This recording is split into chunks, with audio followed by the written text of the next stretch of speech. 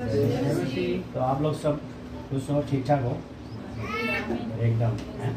तो हमेशा ऐसे रहना है ना, ये परमेश्वर का भी इच्छा है ना। तो मंडली सदा खुश रहे और हमेशा आशीषित रहे, है ना। परमेश्वर का इच्छा है और परमेश्वर की योजना है।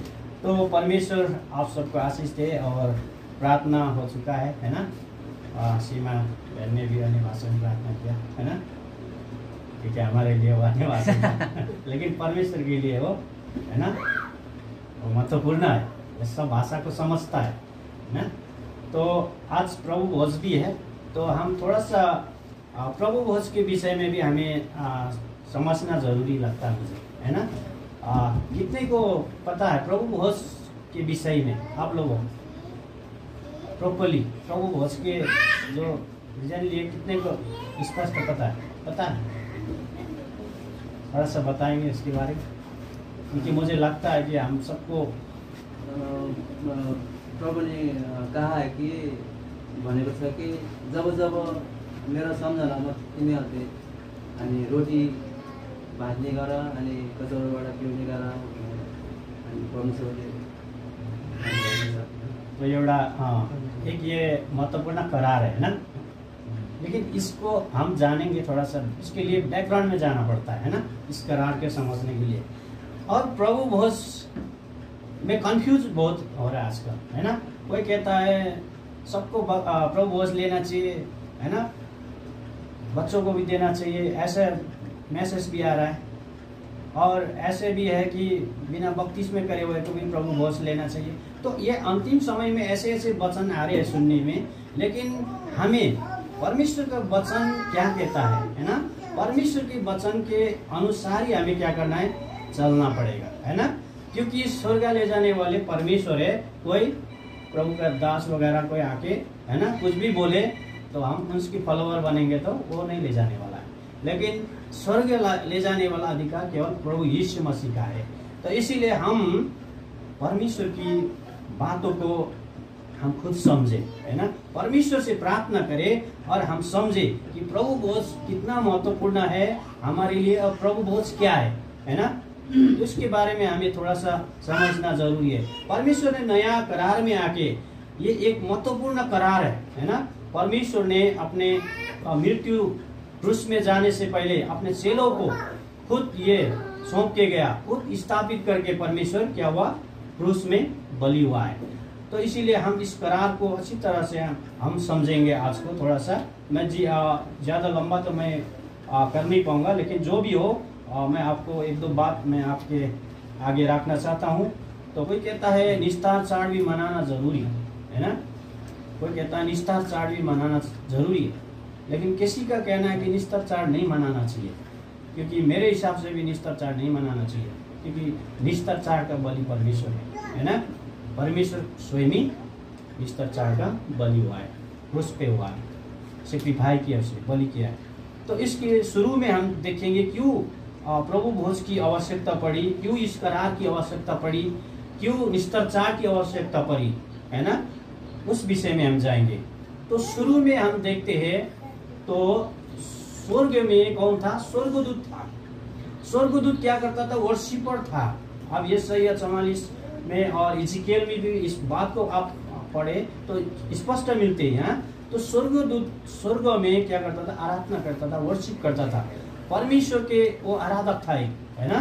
तो परमेश्वर ने पृथ्वी बनाया और इसमें परमेश्वर ने क्या किया, तो आदम और हवा को भी सृष्टि किया ताकि पृथ्वी में भी परमेश्वर की महिमा हो सके, परमेश्वर की नाम को ऊंचा कर सके। तो परमेश्वर ने उस उद्देश्य से आदम और हवा को अपने स्वरूप और समानता में क्या किया, सृष्टि किया। उत्पत्ति 3 के हम 4 में पढ़ते हैं। तो अपने स्वरूप में सृष्टि किया ताकि परमेश्वर की महिमा कर सके। तो उसके बाद में क्या हुआ, स्वर्ग में जब स्वर्गदूत ने अपने अंकार में आया, है ना, मैं परमेश्वर से भी उच्च मैं उसको बनाऊंगा, तो मैं परमेश्वर से भी उच्च स्थान में अपने आप को रखूंगा। तो इस तरीके के स्वर्गदूत के अंदर जो घमंड आया था, तो क्या हुआ, ऊपर लड़ाई हुई, जैसे आप 14 में आप पढ़ेंगे तो वहाँ बहुत बड़ा युद्ध हुआ। जैसे वो उसने उस घमंड में आया तो उसका नाम भी परिवर्तन हो गया, उसका नाम भी अजिंगार करके, सांप करके उसको नाम दिया गया, है ना, स्पोर करके विभिन्न नाम दिया गया। तो वहाँ बहुत बड़ा युद्ध हुआ। युद्ध होने के बाद में क्या हुआ, वहां से उसके साथ बहुत से स्वर्गदूतों को क्या किया, पृथ्वी में फेंक दिया गया। बाइबल ऐसी बताती है, आप ये से हम पढ़ेंगे तो, है ना। तो सारे नीचे फेंक दिया गया। तो नीचे फेंका है तो क्या हुआ, तो उस लूसीफर, उस शैतान को बहुत बड़ा, है ना, परमेश्वर के साथ क्या था, दुश्मनी हो गया, है ना। वहां से उसको निकाल दिया गया था, परमेश्वर ने उस स्थान से उसको हटा दिया गया था।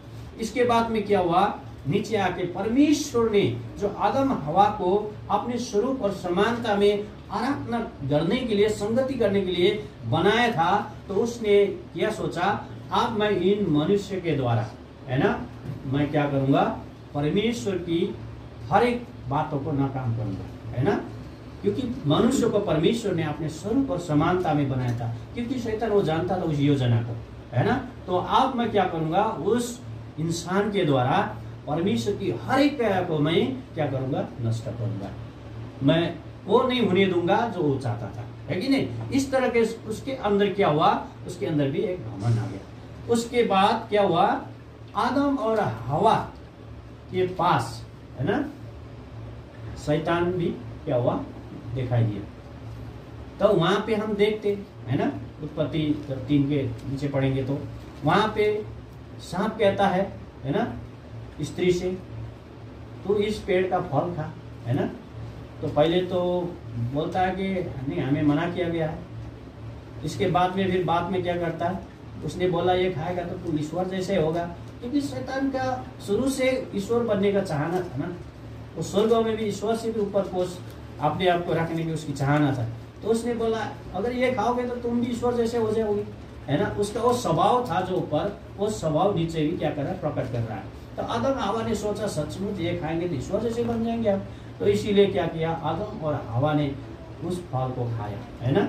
जिस दिन से उस फल को खाया, आदम और हवा की आंख खुल गई। कौन सी आंख खुल गई, शारीरिक आंख खुल गई, आत्मिक आंख बंद हो गया। अभी भी बहुत से लोगों का आत्मिक आंख बंद है और शरीर की आंख खुला है। तो इसीलिए हम शरीर की बातों को देखते हैं, शरीर की बातों को महत्वपूर्ण देते हैं, शरीर के बातों में हम क्या करते हैं, मन लगाते हैं। किस लिए, क्योंकि हमारा शारीरिक आंख खुला हुआ है ना। तो बाइबल कहता है कि हमारा शरीर बड़ा नहीं है, हमारा आत्मा बड़ा है ना। क्योंकि इस शरीर के सारे वस्तु आप प्राप्त करोगे, सारे चीज संसार में आप हासिल करोगे, घर भी खरीदोगे, जमीन भी लोगे, गाड़ी भी खरीदोगे, आप जो चाहो संसार में आप क्या कर सकते हो, हासिल कर सकते हो। लेकिन अगर आपने अपने अंदर का आत्मा को घुमाया है तो कोई फायदा नहीं होगा, आपको कोई लाभ नहीं होगा।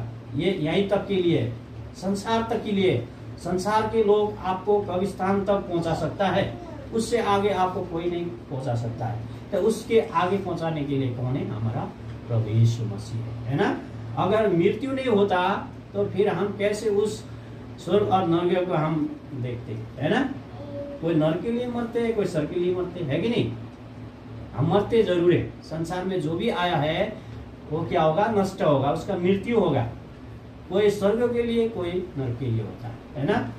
तो इसीलिए परमेश्वर चाहता है कि हम हर एक नर्क ना जाए लेकिन स्वर्ग जाए, क्योंकि नर्क तो इंसान के लिए नहीं बनाया गया है ना, नर्क तो शैतान के लिए बनाया गया है।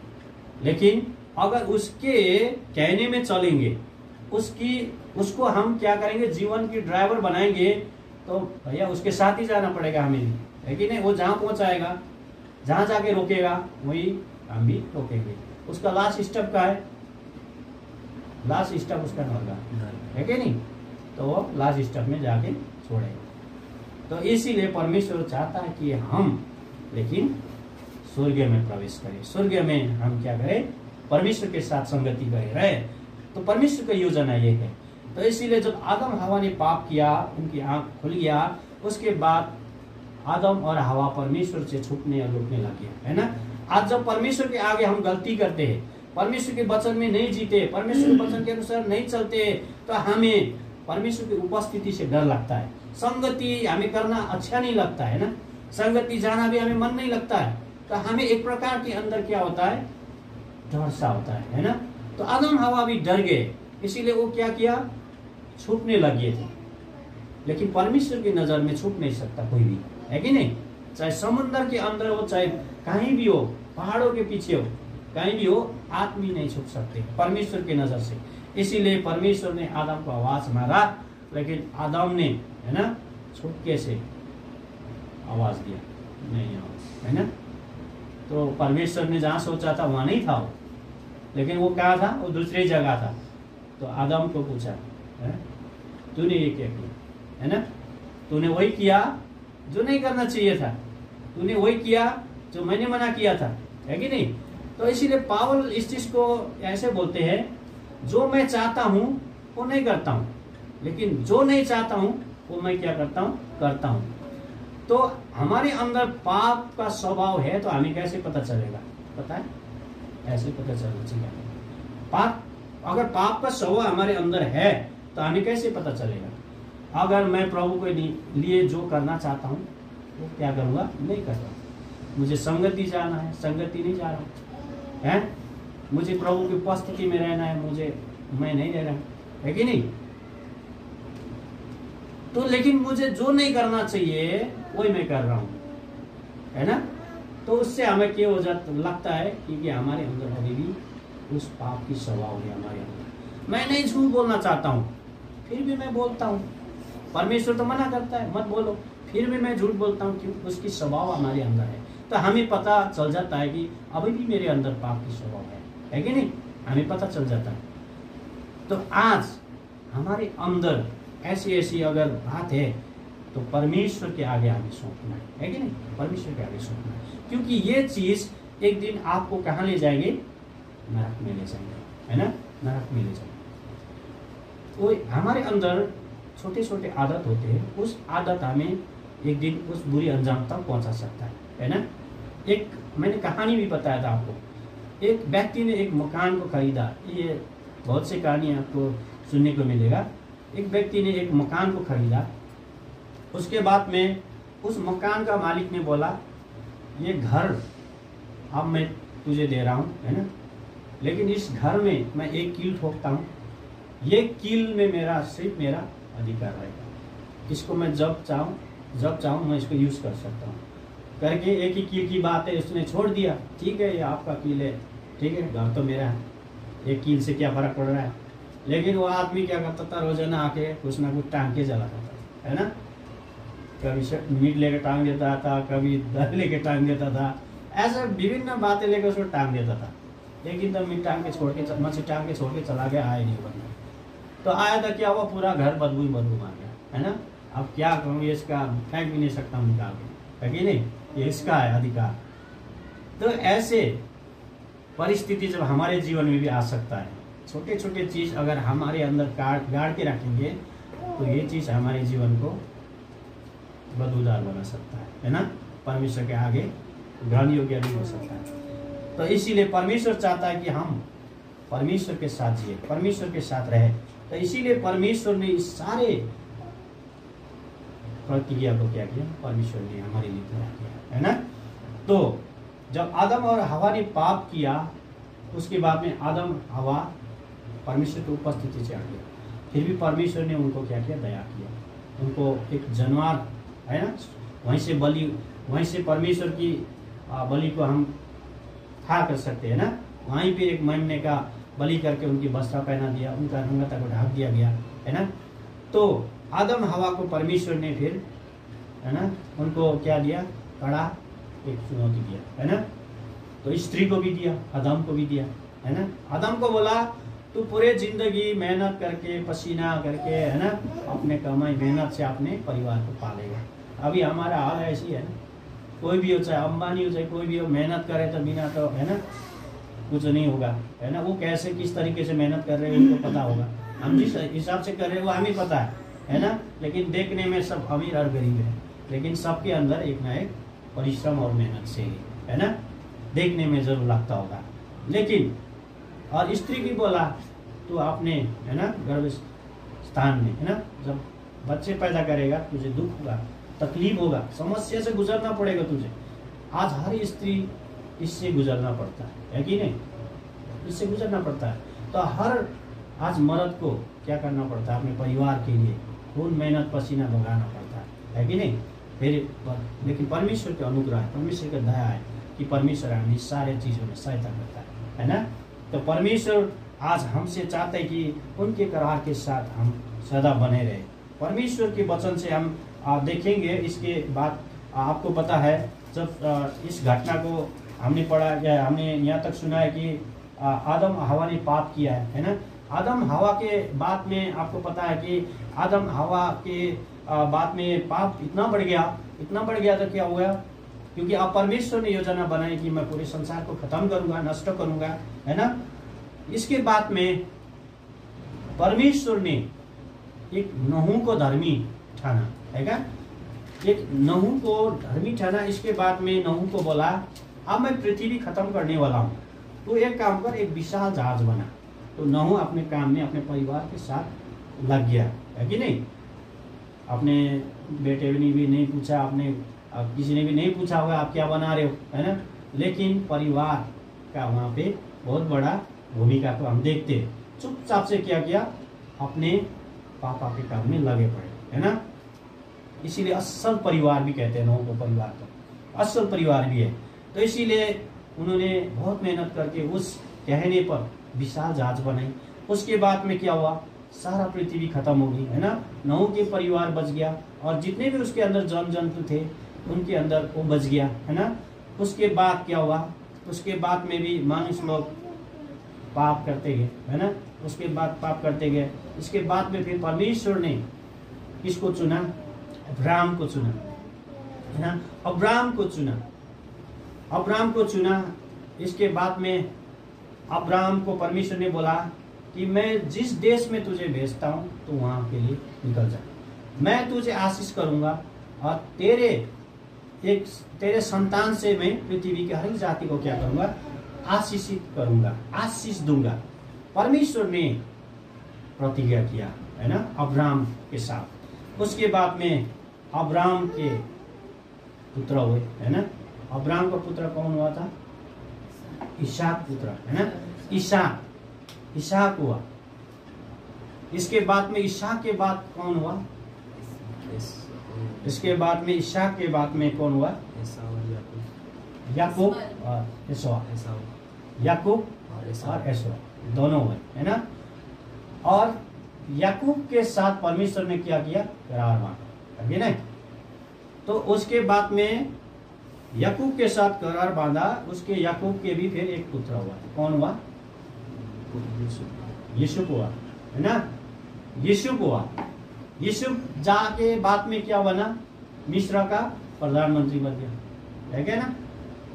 मिस्र देश का वो प्रधानमंत्री बन गया। क्योंकि अब ये अब्राहम को जो दिया गया था, प्रतिज्ञा था, अब वो उससे स्टेप बाय स्टेप चल रहा है ना? हम समझेंगे इसको, स्टेप बाय स्टेप चल रहा है।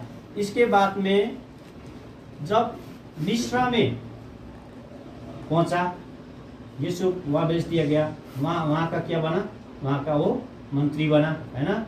उसके बाद में फिर उसके पास सपना दर्शन की बहुत वो थी, है ना? उसके बाद में वहाँ का राजा ने उसको बोल दिया जो करने अब तेरे हाथ में है। तो वहाँ अनिकाल पड़ने वाली थी, तो उसमें वहाँ अनिकाल आया। उसने जितने भी हो गए, जितने भी गाँव थे, है ना, वो सारा इकट्ठा कर लिया, बुद्धिमानी था। तो इसीलिए वहाँ पे ऐसे होते हुए क्या गया? अपने पूरे खानदान को उसने मिस्र में कह दिया, बुला लिया, है ना? उसके सारे भाई बाप भी पहुंचा, है ना? सब वहाँ पहुंचा। वहाँ पहुंचने के बाद में बढ़ते गया वो लोग, है ना? इजरायली लोग वहाँ पे बढ़ते गया। बाद में क्या हुआ? बाद में वहाँ का सरकारी चेंज हो गया। बाद में वहाँ का क्या हो गया? सरकारी चेंज हो गया। उसके बाद में फिरौन ने शासन किया। अब फिरौन के शासन काल में क्या हुआ? इजरायलियों को गुलाम बनाया गया।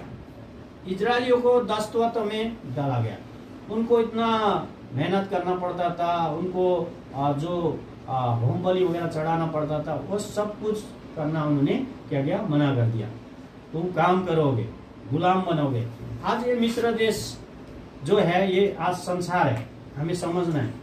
यह संसार है मिस्र देश। तो परमेश्वर का प्रतिज्ञा था मिस्र देश से दूध और मौ बकने की देश था। वो आज के डेट में हम स्वर्गीय को हम सोच सकते, समझ सकते, वो स्वर्गीय। तो ये मिस्र देश में वो गुलामी थे, है कि नहीं। अब गुलामी थे, इसके बाद में परमेश्वर ने फिर क्या किया, किसको चुना, उसमें से मूसा को चुना, है ना। परमेश्वर ने मूसा को चुना। अब मूसा को बोला तू इजरायली को यहाँ से ले जाएगा, इजरायली को यहाँ से तू अब कनान के देश में ले जाएगा। अब इसके बाद में वहां पे क्या हुआ, विपत्ति परमेश्वर ने 10 विपत्ति ले आई थी, है ना। मिस्र में 10 विपत्ति, एक सा एक विपत्ति 10 विपत्ति भेजी थी। अब ये 10 विपत्ति इसलिए नहीं भेजा गया था कि उस सारा विपत्ति के द्वारा इजरायली को छुड़ा के ले जाए, लेकिन इजराइल वहां पे 10 देवी देवताओं की मानते थे, है ना। जो मिस्री लोग थे, है ना, 10 देवी देवता की मानते थे। उसमें से कहीं का नाम था, कहीं जल का था, है ना, जल कुंड ऐसा कुछ करके भगवान था। भूमि का नाम से देवता था। तो वहाँ पे सूर्य ऐसे कुछ करके भी मानते थे। वो लोग विभिन्न देवता को मानते थे। तो उसी को क्या करते, सबसे श्रेष्ठ भगवान मानते थे। तो इसीलिए इजरायली को और के बारे में कुछ करने नहीं देता था। परमेश्वर के लिए कोई उपासना करने नहीं दिया जाता था। तो परमेश्वर ने 10 क्या किया, उनकी 10 मूर्तियों को भी, है ना, भगवानों की भी वहाँ पे क्या किया, लज्जित किया, है ना। तो वहाँ पे पहले विपत्ति आई थी जब पूरे समुद्र क्या हो गया था, लाल हो गया था, है ना। तो वो लोग जो जल की लिए वो जो देवता मानते थे, वो देवता कामयाब नहीं हुआ वहाँ पे, है ना, उसको रोक नहीं पाया, है ना। तो पूरे चिट्टी आके पूरे बाली खा गया। वो लोग जो भूमि देव मानते थे वो कुछ नहीं कर पाए, है कि नहीं, कुछ नहीं कर पाए। पूरे रात अंधेरा छा गया। सूर्य जिसको भगवान मानते थे वो कुछ नहीं कर पाए, है ना।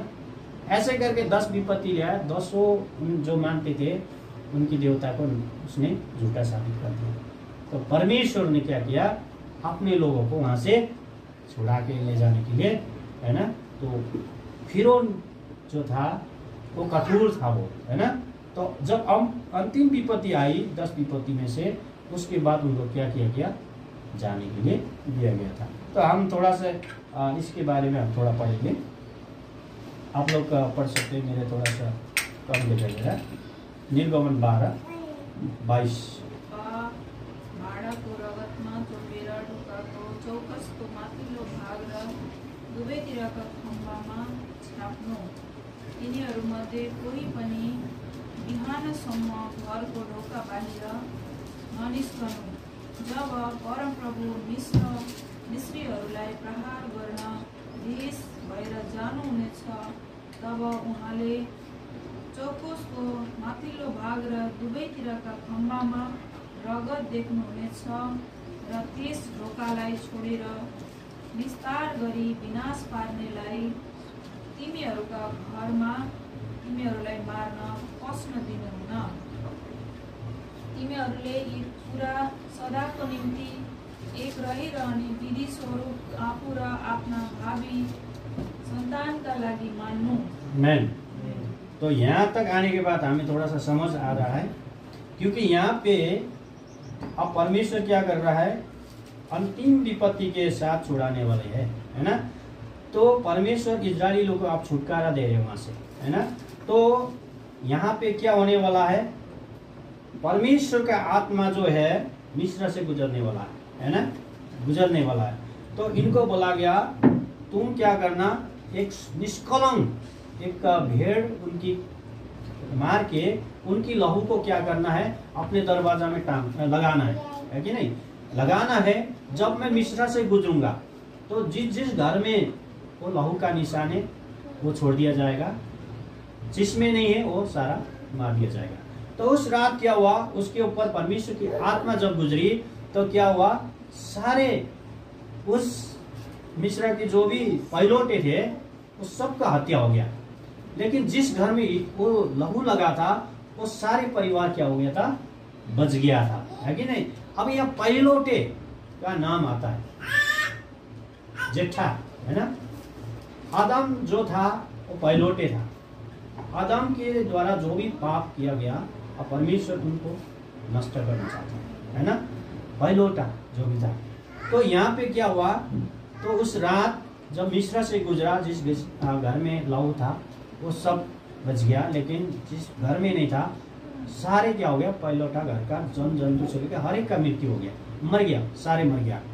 तो इसी संदर्भ में परमेश्वर ने तो इजरायली लोगों को एक करार दिया, तुम साल में एक बार क्या करना, निस्तर चाड़ मनाना, है ना, इस छुटकारे के लिए, है ना। जो मिस्र से छुटकारा जिसने दिलवाया, है ना, जिस लहू के द्वारा, तो क्या करना, साल में एक बार तुम लोग निस्तर चाड़ मनाना। परमेश्वर ने निस्तर चाड़ की यहाँ पे स्थापित किया, तो समझाना के लिए था, है ना। मिस्र से परमेश्वर ने कैसे हमें छुटाया, तो उस समझाना के लिए क्या करना पड़ता था, साल में एक बार वहां पे निस्तर चाड़ मनाना पड़ता था, है ना। तो इसी निस्तर चाड़ को अब परमेश्वर नया नियम में आके क्या करता है, पूरा करता है, खत्म करता है ना। तो यहाँ पे हम जब देखते हैं निस्तर चाड़ के विषय में, आप लूका 22:7 में भी पढ़ सकते हैं। ऐसा लिखा है, तब अख़मीरी रोटी के पाव का दिन आया जिसमें फसह का मेमना बलि करना आवश्यक था। आमीन। अब यहाँ पे हमें पता चलता है कि अब एक मेमना की बलि होने की आवश्यकता अब आया है। तो अब एक मेमना को बलि होना वहां पे क्या था, अब जरूरी था, है कि नहीं। तो परमेश्वर ने अब इसके लिए क्या करना पड़ा, अपने आप को क्रूस पे बलिदान देना पड़ा। तो परमेश्वर अब क्या हुआ कि शैतान के अधीन अधिकार में क्या हुआ, अपने आप को सौंप दिया यहाँ पे, है ना। तो परमेश्वर ने क्या किया, शैतान के हाथ में अपने आप को सौंप दिया, क्योंकि क्रूस तक ले जाना क्या था, शैतान का योजना था, है ना। शैतान का प्लानिंग था क्रूस तक। तो क्रूस तक, जब क्रूस तक परमेश्वर को चढ़ाया गया, वहां पे वो क्या हुआ, बहुत खुश भी हुआ, है ना। अब इसका सारा मिशन क्या हो गया, फेल हो गया, अब सब खत्म हो गया, है ना। तो उसके बाद में क्या हुआ, क्रूस में मरने के बाद में जब 3 दिन के बाद फिर वो पुनर्जीवित हुआ, उससे क्या हुआ, शैतान पूरी तरह से उसका सारा कामयाब नष्ट हो गया। उसके बाद आपने कभी देखा है कि पुनरुत्थान के बाद इतने दिन तक रहा कि परमेश्वर के साथ उसने चैलेंज किया, पुनरुत्थान के बाद कभी उसने चैलेंज नहीं किया, परमेश्वर के सामना नहीं कर पाया, ठीक है। उससे पहले क्रूस तक ले जाने तक उसने क्या किया, उसकी सामना किया, है ना, क्रूस तक ले जाया गया। तो यहाँ पे हम उस बात को भी हम पढ़ते हैं। तो जब हम यहाँ पे यूहन्ना 13:27 में पढ़ते हैं तो क्या बोलता है, और टुकड़ा लेते ही शैतान उसमें समा गया, तब यीशु ने उससे कहा, जो तू करना चाहता है तुरंत कर। तो यहाँ पे परमेश्वर को पता चला ये क्या करने वाले है मेरे साथ। तो उसने बोला, तू जो करना चाहता है तू तुरंत कर, आओ जो करना है। तो चेले लोग नहीं समझ पाए। चेले लोग तो ये समझ रहे थे कि इसके पास तो पैसे का भंडारा था, युधिष्ठिर के पास, है ना। सोचा कि चल इसके पास पैसा, परमेश्वर कह रहा होगा कि जो तुम्हें खरीदना खरीद ले, गरीब दुखी को दे दे, शायद इस रीति से बात कर रहा होगा, लेकिन समझ नहीं पाए ये लोग। लेकिन परमेश्वर को पता था कि अब तू जो करना चाह रहा है अब तू कर। तो शैतान ने उसको कहाँ तक ले गया, क्रूस तक ले गया। क्रूस के बाद में क्या हुआ, क्रूस के बाद में परमेश्वर मरने के बाद जब पुनरुत्थान हुआ, तब उसकी सब योजना प्लानिंग खत्म हो गया, है ना। तो इसीलिए आज परमेश्वर ने हमें वो छुटकारा दिया है। तो वो छुटकारा ऐसा छुटकारा है, आप मरोगे तब भी नहीं मरोगे।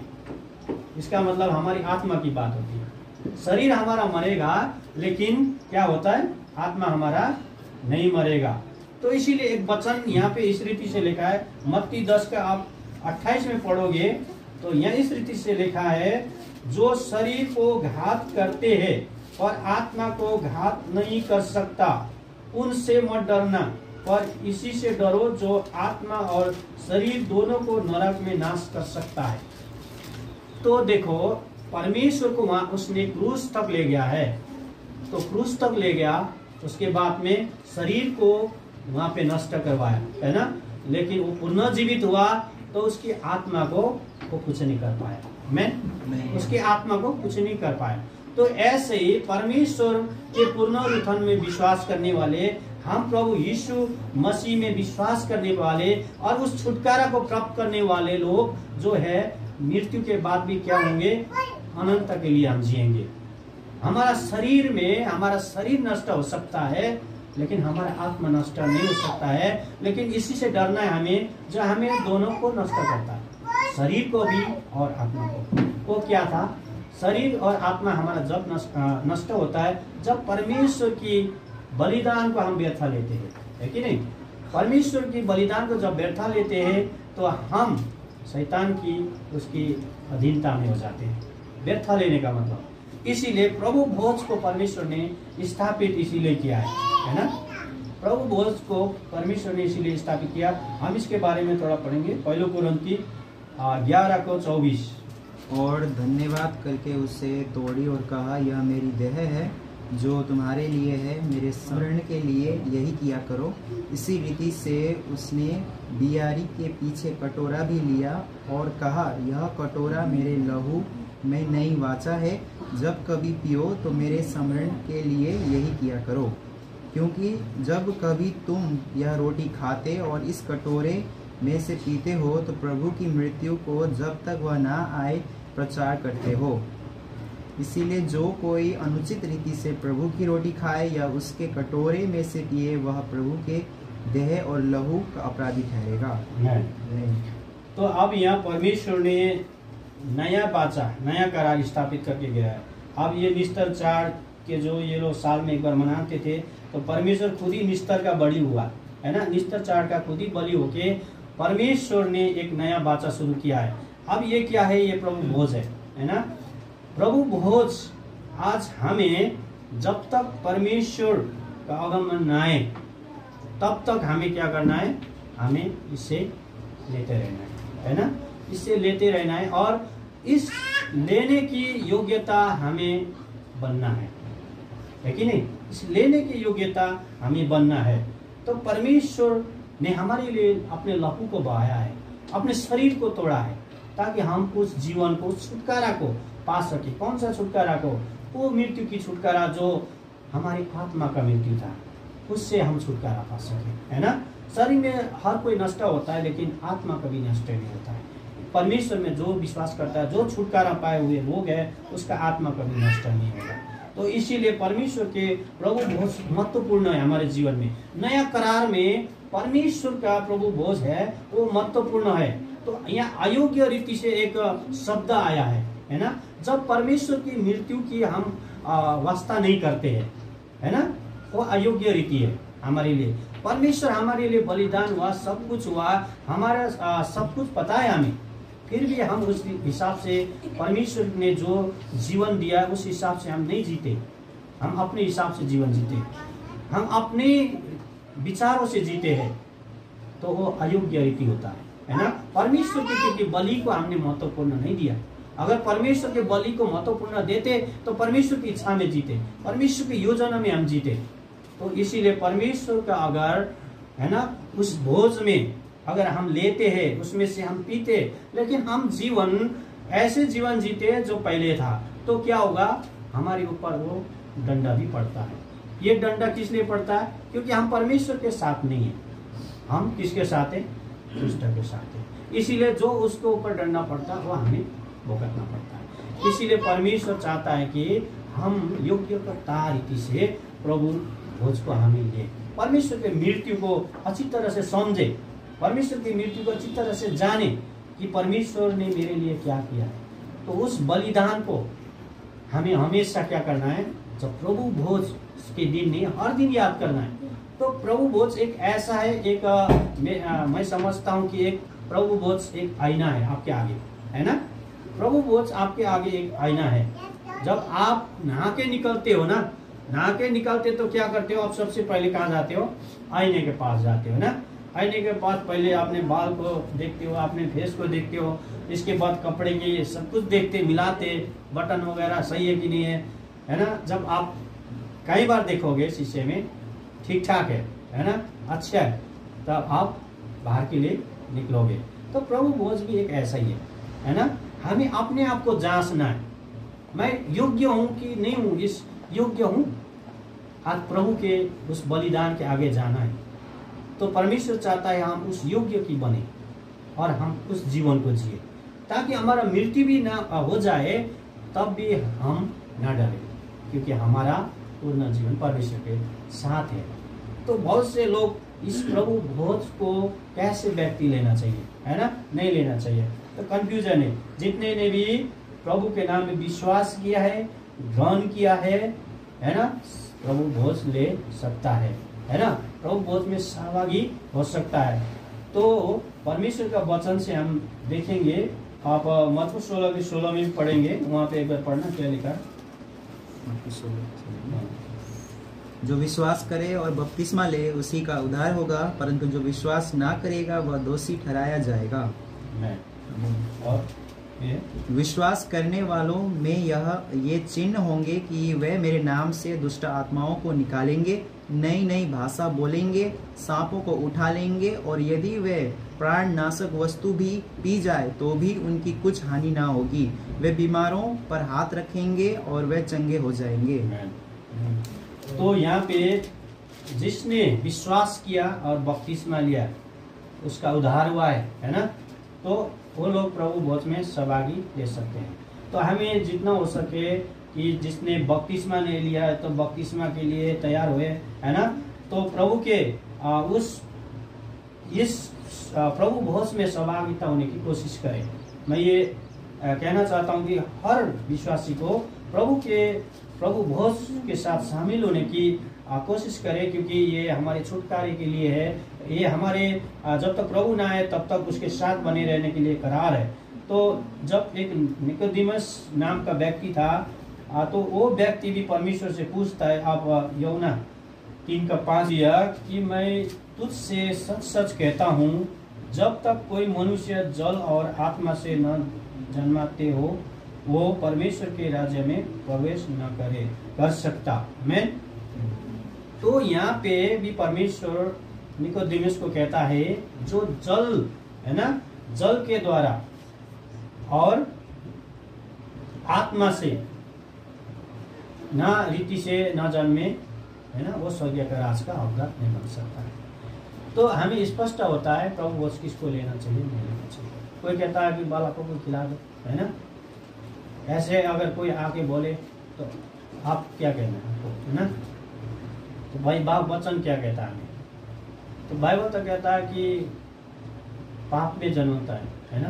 पाप में क्या होता है, मनुष्य पैदा होता है। तो जब मनुष्य पाप में पैदा होता है तो जब तक वो अपने मुंह से अपने ये ना सोचे कि मैं पापी हूँ, ये जब तक उसके समझ में ना आए, है ना, तब तक तो वो पापी है कि नहीं।